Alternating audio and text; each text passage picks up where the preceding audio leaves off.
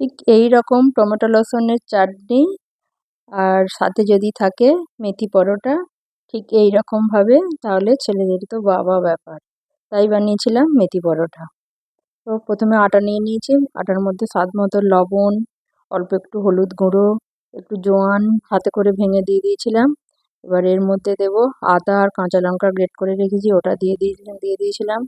একটা আলু সেদ্ধ করে রাখা, ওটাকে এভাবে গ্রেটার দিয়ে গ্রেট করে দিলাম। আর 1 চামচ জিরে, গোটা জিরে দিয়েছিলাম।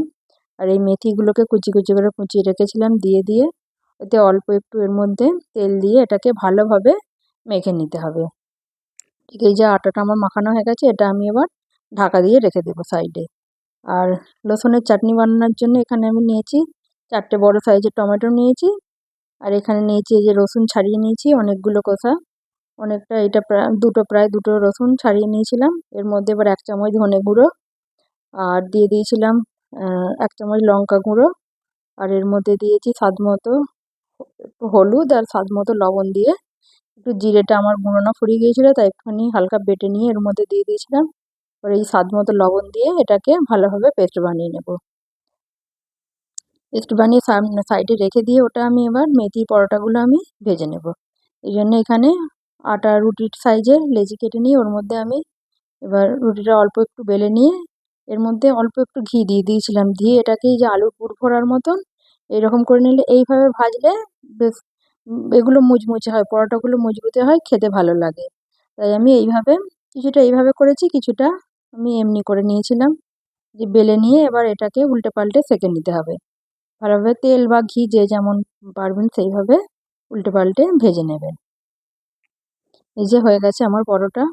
এইভাবে আমি সবগুলো পরোটা ঘি দিয়ে ভেজে নিয়েছিলাম। তো হয়ে গেল এদিকে আমার পরোটা। আর রসুনের চাটনি বানানোর জন্য আমি এখানে নিয়েছি কড়াই গরম করে, কড়াইয়ে এতে একটু তেলটা বেশি লাগে। তেলটা এই যে এতটা পরিমাণে তেল দিয়েছি আমি। এবার তেলের মধ্যে দিয়ে দেবো অনেকটা, প্রায় 1 চামচ ভর্তি 1 চামচ জিরে দিয়েছি। আর হিং দিয়ে দিলাম এটা। হিঙের মধ্যে আমি এবার ওই যে পেস্টটা বানিয়ে রেখেছিলাম এটা ঢেলে দেব। এটা ঢেলে দিয়েছিলাম। ঢেলে দেওয়ার পর আমি এর মধ্যে মিক্সারটা ধুয়ে একটু জলও দিয়ে দিয়েছিলাম পরিমাণ মতো। তারপর এটা হতে থাকবে কিছুক্ষণ, মিনিট 3-4 মিনিট মতো লো আঁচে হওয়ার পরে আমি এর মধ্যে হাফ বাটি মটর ছাড়িয়ে রেখেছিলাম, মটরটা দিয়ে দিয়েছিলাম। মটরটা যতক্ষণ না সেদ্ধ হয়ে যায়, আর গ্রেভিটা এই যে এটা আমার প্রায় 5 মিনিট হয়ে যাবার পরে আমি এই মটরটা দিয়ে দিলাম। মটরটা দিয়ে আরও 5 মিনিট লো মিডিয়াম আঁচে আমি এটাকে হতে দেব যতক্ষণ না মটরটা সেদ্ধ হচ্ছে। তো এইভাবে বানালে আলু পরোটা বা পেঁয়াজের পরোটার সাথে এই চাটনিটা বেশ ভালোই লাগে। তো এই চাটনিটা আমাকে এখানে একটা আন্টি শিখিয়েছিল, মারোয়ারি।